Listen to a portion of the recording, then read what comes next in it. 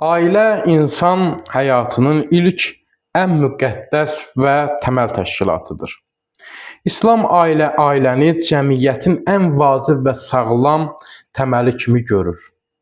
Ailə olmadan sağlam cəmiyyət, sağlam şəxsiyyət formalaşa bilməz. Quran və sünnətdə ailəyə böyük önəm verilir. Quran buyurur, Rəbbiniz sizə əmr edir ki, anaya, atanıza yaxşılıq edin.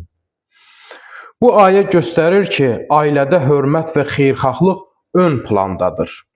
Xüsusilə valideynlərə qarşı mərhəmətli, səbirli və yaxşı davranmaq insanın ən vacib əxlaqi borclarından biridir.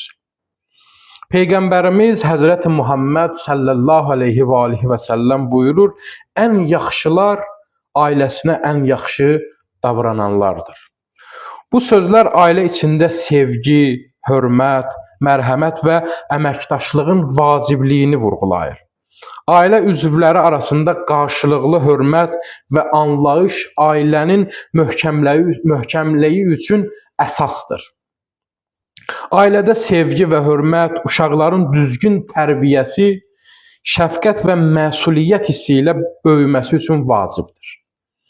Eyni zamanda valideynlərin və yaşlıların hörmətinə xüsusi diqqət göstərilir ki, bu da cəmiyyətin əxlaqını formalaşdırır. İslam həmçinin ər-arvad münasibətlərində də sülh və qarşılıqlı anlaşmaya çağırır. Hər iki tərəf bir-birinə sevgi, hörmət və dəstək verməlidir.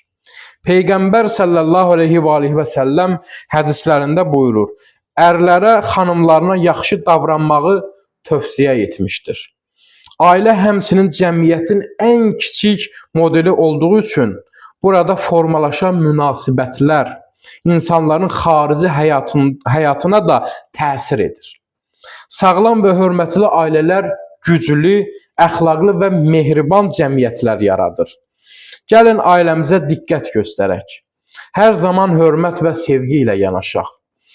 Çünki möhkəm ailə cəmiyyətimizin dayağıdır.